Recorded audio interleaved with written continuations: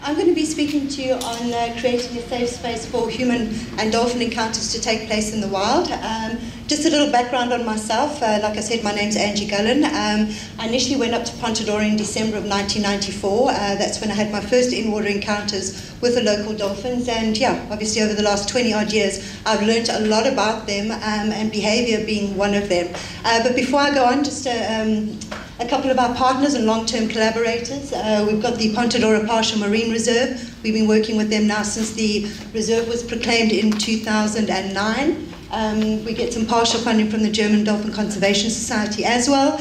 We do partner with the Natural History Museum in Maputo with a gentleman there by the name of Dr. Almeida Guisimalo, who we met in around about 1996. Obviously WCA. We get some donations from Plastic SA as well when we do our beach cleanups, and then more recently collaborating with International Sousa Project on our humpback dolphins in the area as well.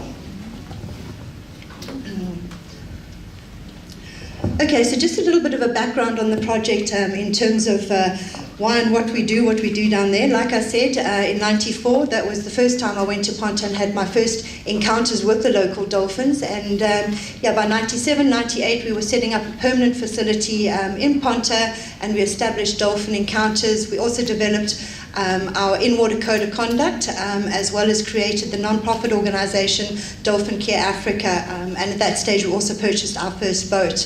In 1999 I permanently moved to Pontedora, and that's when we started setting up the Dolphins of Ponta ID project as well. And yeah, in 2000 we established the Dolphin Centre in Mozambique, as well as Mozambique's first lifeguard station. We launched our volunteer program 2005, and then in 2006 we also launched the turtle monitoring program in the area as well. 2007 we assisted in developing signage and brochures for marine mammal tourism in the area, and 2008 the project was featured in the Sustainable Dolphin Tourism publication for East Africa. 2009 marine mammal tourism was actually recognised as a standalone activity. And we also saw the second permanent dolphin swim operator opening in Pontedora, as well as the first draft for the management plan for the reserve. Now, which is interesting, the first draft of the management plan for the reserve clearly suggested that there should only be one operator per 20 kilometres. Unfortunately, now we have 4 operators within 20 kilometres. This obviously can be quite stressful on the animals that we're working with. 2010, we employed our Mozambican biologist, Diana Rocha, who's with us today, and then the management plan for the reserve was also implemented in the area, and that's when we saw the third permanent dolphin operator opening up in Ponta Mulungan, which is only 5 kilometres away from where we are. And then some of you might have known that we did suffer a major setback in 2010 by means of a fire. It was pretty hardcore, but yeah, we're still here today. 2015, we were asked to comment on a decree for approving regulations for observations and swimming with cetaceans in Mozambique. Unfortunately, government hasn't really done anything with this at that stage, so that means basically throughout the whole of the Mozambican coastline, apart from the MPAs, dolphins and whales are not protected. Okay, in 2017, this year, we signed an official MOU with the Pontedora Partial Marine Reserve. Next. Okay, so just a quick little bit on our actual dolphins that we get in the area. We do have our inshore bottlenose dolphin. Last year we had 245 sightings that we recorded. Our Indo-Pacific humpback dolphins as well. For those of you that know, this is a really beautiful but highly endangered species. We had 38 sightings of them. We also get our pantropical spotted dolphins, 20 sightings of those, and then our long-snouted spinner dolphins, we had only 14 sightings of those. Okay, so this is quite interesting. This is just to identify the actual home range of our local dolphins. Yeah, so when we initially started the project, one of the main objectives was to start collecting scientific information and then obviously supply this to those people that needed it. But yeah, we started collecting the information. Something that we've started doing quite recently, or over the last 2 years, was actually extend our research area up into the northern range so that we can actually see how far our local dolphins are travelling. So as a general rule, on our dolphin boat, we get to travel around about 20 kilometres. So we've now gone all the way up to Ponta Abril, which is 83 kilometres away, but we have seen our local local dolphins up in Pontchartrain, which is 55 kilometers away. Now, something that I find really, really interesting is that, and this is really thanks to social networks now, is that we're able to pick up what's going on in South African waters as well. Isimangaliso World Heritage Site. We do know that we are not supposed to swim with dolphins in South Africa. Sorry guys, it is happening, and the most unfortunate thing here is that it's happening under no code of conduct, which obviously is our greatest concern. So yeah, we have identified individuals down there. You can see from these slides here at the bottom, these are individuals that we have photographed in Pontedora Partial Marine Reserve, and for example, the one with the damaged tail, she's been seen in Sodwana Bay on a couple of times, and this is the data that I've actually managed to pull off the internet to see how far these guys are going down south. And then just another 2 examples of other animals that have been photographed in Isimangaliso as well.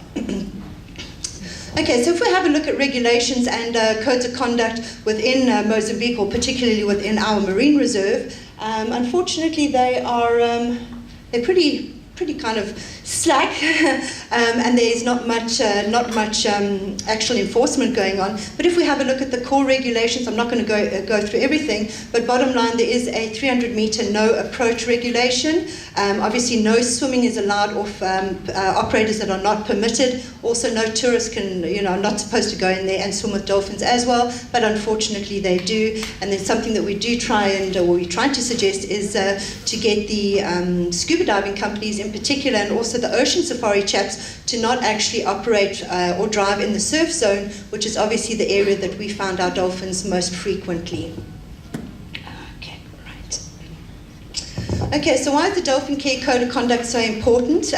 Obviously now, as we're moving away from captive facilities and working more with wild animals, we're obviously seeing more pressure being put onto those wild dolphins and whales. Code of Conduct does provide participants with a non-intrusive educational experience, which is really great. And we do work within a framework of strict fieldwork ethics that includes a one-boat operation. We only run one boat. We follow one-boat policy as well, so that means if the dolphins are already occupied by another boat, we do not go in and drop on the same pod of dolphins. We follow a 20-minute maximum disturbance time as well. We move off after that time. A combination of attitudinal and methodological elements does produce human behavior that is consistent and predictable, and obviously over time, the animals know exactly what to expect when they encounter us as well. Okay, so just to get a little bit into our code of conduct, the Dolphin Care Code that we've been using now for many, many, many years. Some operators do find it a little bit strict, which is understandable. But yeah, bottom line, guys, the area does have a one-boat policy now, thanks to regulations with government. As an operator, we do now follow a 1 to 2 drop policy. I remember in the old days, the guys would drop 4, 5, 6 times on one pod of dolphins on one launch. Because we have so many operators now, we've actually made a decision that if the clients get in, they have a good time on one drop, there's no need to drop them in the water again. Okay, they've been satisfied basically. Again, going back to the 20-minute viewing time, and then of course a very strict no swimming with newborn dolphins. We classify a newborn as an individual that's less than 30 days old. So if we just have a look at the graphic over here, basically what we tell our guests, and this is what we present to our guests before they actually go on the boat. Obviously, to enter into the water as quietly as possible, one always has to stay in a group and follow your guide, not to kind of swim off in your own direction. And then, we do have a no dive down policy on our boat as well. But yeah, just basically to give you an idea of what happens on our dolphin boat. The dolphins will either stop and engage. We call this conscious interaction, or circle swimming. Here the dolphins really want to kind of be in your space. This is the creme de la creme, obviously, of swimming with wild dolphins. Otherwise, the dolphins will just swim through, and obviously, if you're not lying nicely on the surface of the water, they're actually going to dive down and try and avoid you. So what we say is friendly dolphin behavior, basically floating calmly on the surface. One needs to move and be really quiet in the water as well. It is obviously preferable to keep your arms by your side or behind your back as well, and then, of course, to respect their personal space. What we classify as unfriendly behaviors from humans, This does include chasing. We have a policy, if we're in the water and the dolphins move away, we don't follow them, we don't chase them. We need them to come in and engage with us. Obviously no shouting and screaming, a definite no touch rule. We like to think that this is self-explanatory, but as we know, we are working with many different types of tourists, many different types of people, and they don't actually get that concept. So it's really important to try and explain to them why we don't touch. Okay, don't swim directly on top of the animals. They do need to come up to breathe air. And then, of course, we've got that no dive down policy. Now, I'm just going to touch a little bit on this. We used to have a dive down policy until 2009, but it was in 2009 that we saw a lot more operators coming into the area. And something that we noticed was that we weren't getting the encounters that we were getting, say, 5 years ago. The dolphins just weren't sticking around with us at all. So we decided as an operator that we were going to put a no dive down policy into our code of conduct. But of course, any free diver that comes away with you that wants to come and swim with dolphins, they can't actually grasp that concept. But for us, bottom line, we have to respect the dolphins. We have to understand that they are under a lot of pressure. So yeah, the dolphins come first. So sometimes it doesn't work for some people, but that's okay too. Obviously, fin slapping, moving in the water, you've got to keep those fins nicely under the water. Obviously, no erratic movements. Flash photography is a no-no. We also have no long selfie sticks in the water as well. And then the use of underwater scooters, also a no-go. Okay, right. Okay, a couple of challenges, obviously, that we're facing in the area. No official protection for marine mammals in Mozambican waters. This is out of marine protected areas. Obviously, false expectations due to poor marketing. And yeah, I've just popped in a couple of pictures there over the years. Operators marketing that you can come in and hold on to, the likes of whale sharks, grab dolphins, and then there's just a lady that's groping a leatherback turtle while she was busy nesting. And yeah, this picture was taken a couple of years ago in the area. 18 people on board. This chap drove right in front of us and was about to drop all of his people on top of us in the water. So again, no go. So something that I can really say has really helped is having the reserve put in place, and then obviously with the reserve, the guidelines in terms of restricting the amount of operators, and then actually coming down hard on people like this that are trying to take a chance. Yeah. Obviously, no code of conduct in South African waters. I know I've come back to this again. It is important that we acknowledge that swimming with dolphins is happening in South Africa. Everybody says, no, but you can't.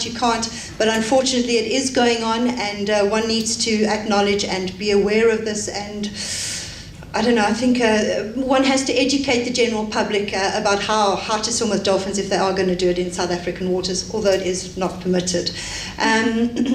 We also have a high turnover of trainable staff. So, many times operators will come to us and say, okay, can you, help us with training our staff, getting everybody on board? But it doesn't help if your staff is being turned over every 2 or 3 months. A lot of effort and training is going into those people, and unfortunately they're not sticking around. And then lastly, certainly not least, is the enforcement. In Ponta, we do have a boat that goes out, but obviously it's not on the water 24/7. They can't be in all the places at the same time. Okay, some solutions. Obviously create a sanctuary area on backline. This is really important. This is something that we will be proposing to government when we're able to review the management plan, which should be in the next year or so.